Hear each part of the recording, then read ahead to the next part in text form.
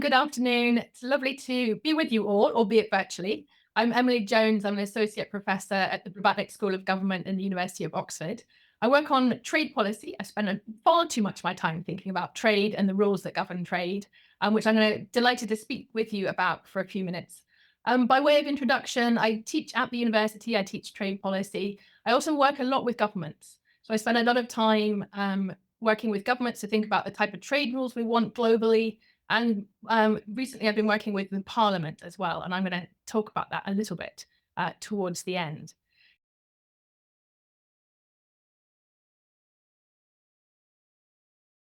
So, what am I going to do? I'm going to talk to you with you about how governments get together to figure out the rules that govern global trade.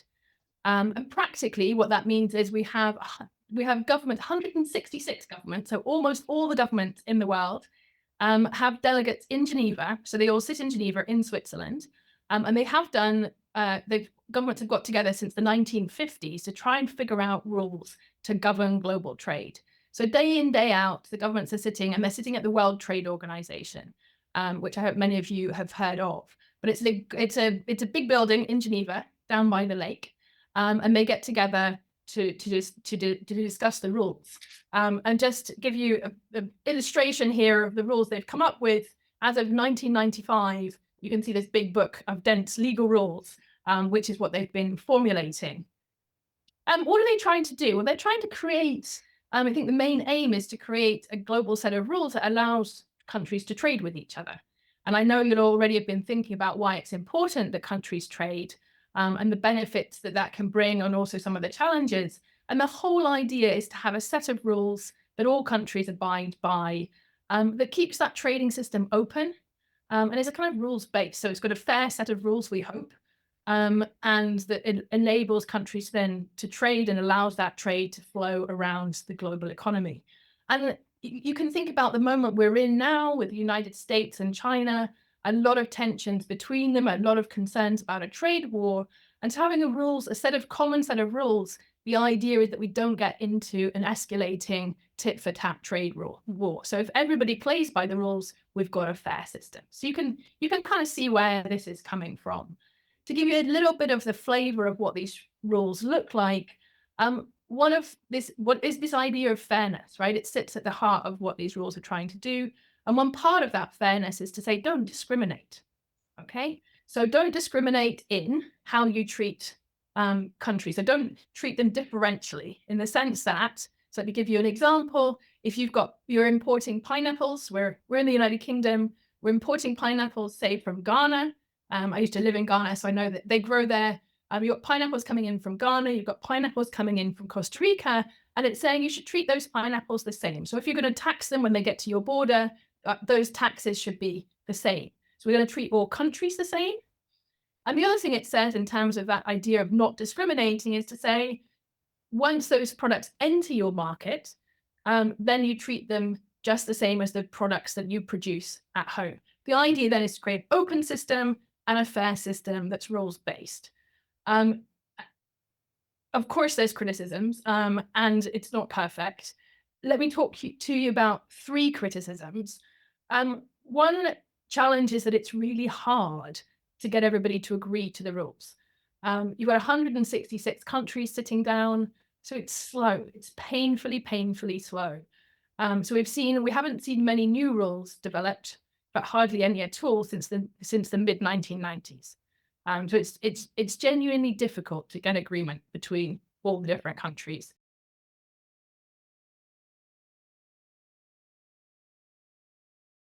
Another set of criticisms is that we should allow flexibilities for developing countries. And so having a uniform set of rules is not very fair if you've got countries at very different levels of development. So for many years, so right from those 1950s when governments started to create this set of global rules, developing countries have always asked for flexibility. And they've managed to get some changes in the text. So what you find in the legal text is they've got the right for flexibilities.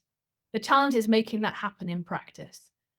So as you can imagine, you've got countries of very different economic power and influence. You've got the United States, you've got the EU, you've got China, the really big guys, if you like. and you've got a lot of smaller countries. So not everybody's got the ability to shape the rules to the same extent. And many developing countries would argue that they've not had as much voice and influence. And it's been hard to make sure that their voice is heard in the rule making, so when the rules are written, but also that it's hard to get the larger countries to play by those rules.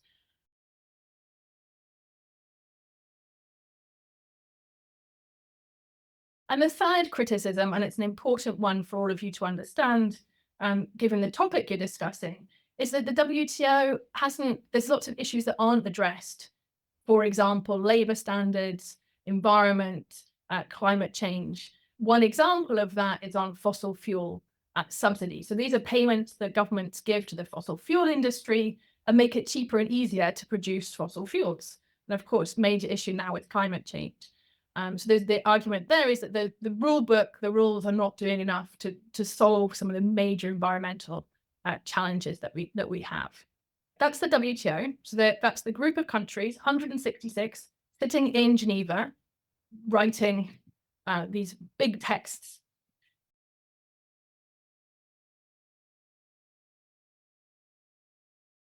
There's another part of global rulemaking and trade, and that is when an individual government negotiates with another government. So this is just two governments typically getting together, or a small group of governments getting together. And that's because when in the WTO rulebook, they basically made an exception. Historically, that was because Europe had a very deep level of integration, and European countries really wanted to go further than that rulebook, the minimum, like, if you like, that the rulebook had. So right from the beginning, right from the 1950s, there was an agreement that if you want to do deeper trade, more trade, if you want to write trade rules that aren't in the WTO, you want to perhaps touch on those environment issues or labor issues, that's okay. You can do that in a bilateral agreement. So most often they're called free trade agreements. That's the term you might well have heard. It's been a big issue for the United Kingdom. So after Brexit, we've had to negotiate a lot of these bilateral trade agreements with other governments. So free trade agreements historically were negotiated on our behalf by the European Commission sitting in Brussels. After Brexit, that responsibility came back to London. And so Whitehall, our government, had to figure out which rules it wanted to negotiate with which countries. One of them, we've negotiated many of them after Brexit. One of them is with New Zealand. So we have a legal agreement with New Zealand, a new trade agreement that was negotiated painstakingly. These things take a long time. But we have one with them. And like all trade agreements, there are upsides and downsides. There are groups that are concerned about the outcome, groups that have welcomed the outcome of that trade agreement.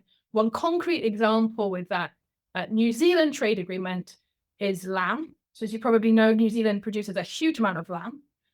It's easier now after that agreement is in place. It's going to be easier and cheaper to import New Zealand lamb into the UK. And of course, that's of concern to UK farmers who produce lamb. So for example, if you're in the Welsh hills producing lamb, you're worried that those imports from New Zealand might make it harder for you to compete selling your lamb. So it's, again, these things become really technical, right? You almost need, I don't know how many law degrees to understand every word in these legal texts, but it does really matter, as that example of the Welsh hill farmers shows. They have real impacts on our lives. And that's the last thing I want to mention in the few minutes that I have with you. These international trade agreements are really important documents. They're international treaties. They're binding. They're legally binding on our government, not just today's government, but tomorrow's government, future generations. You can technically rip them up, but it's hard. So when your government enters into a trade agreement, when it agrees rules at the World Trade Organization, we really need to make sure that we're thinking really carefully about what we're signing up to, what agreements we're entering into. So we need the rules. We need to make sure we've got a rules-based system so that trade can flow, but we need to think really carefully about the nature of those rules.